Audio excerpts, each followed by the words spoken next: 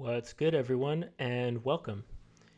There's a relatively new SPAC that came to the market back in December that I want to talk about. It has a ticker symbol IPOE. The company that is merging with this SPAC is called SoFi.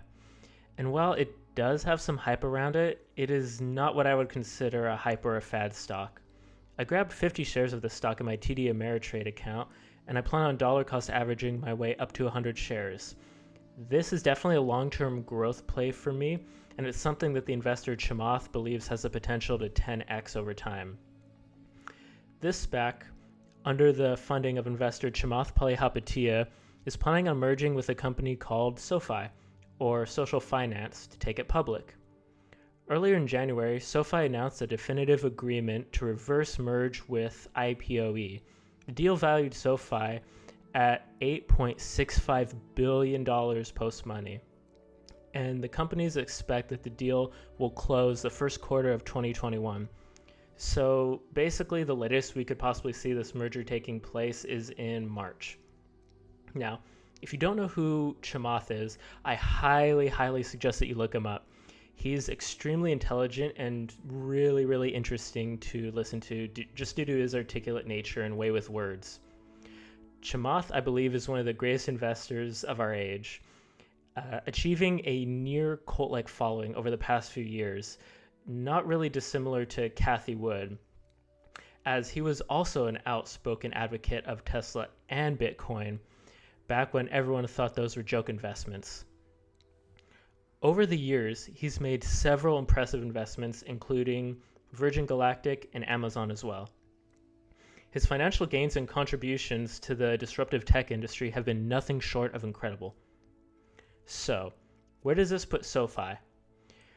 While many investors have questioned the old school and outdated practices of banks, 2020 really shines some light on the major issues of the banking industry, including abysmal interest rates on savings accounts and questionable practices such as hidden fees and account minimums. Now, Chamath, being the brilliant guy that he is, saw a major hole in this old school banking infrastructure and has realized that the needs of the people are not being met. So, we know the opportunity in the FinTech space with apps like PayPal and Cathie Wood's largest holding in her FinTech portfolio, Square, which owns Cash App, have been huge successes. But ultimately, while these kinds of apps are extremely convenient and easy to use, there's no integrated checking and savings account on them, both of which are features that are obviously still important in this day and age. So ingeniously, SoFi saw a gap in the market and pounced, creating what people are calling a friendly and easy-to-use app, complete with crypto and stock trading baked into the platform.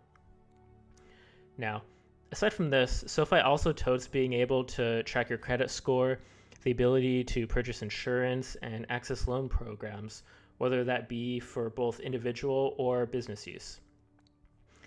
What this means is we should essentially be looking at SoFi as a financial ecosystem that can fit the needs of anyone. Think college student, investor, homeowner, business owner, the average working class American, whatever. It doesn't matter. SoFi makes the promise to fit the needs of anyone. Now, whether they'll do this or not is still soon to be seen, but from what I've seen so far, it seems very promising.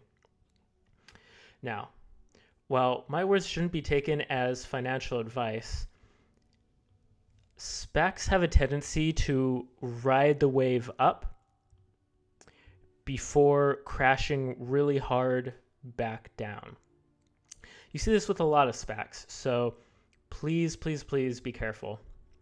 With that being said, even if this stock ends up crashing, you can bet I'm going to be buying more when it does, because the money I'm putting into this eventual stock is not money that I'm going to be touching for years.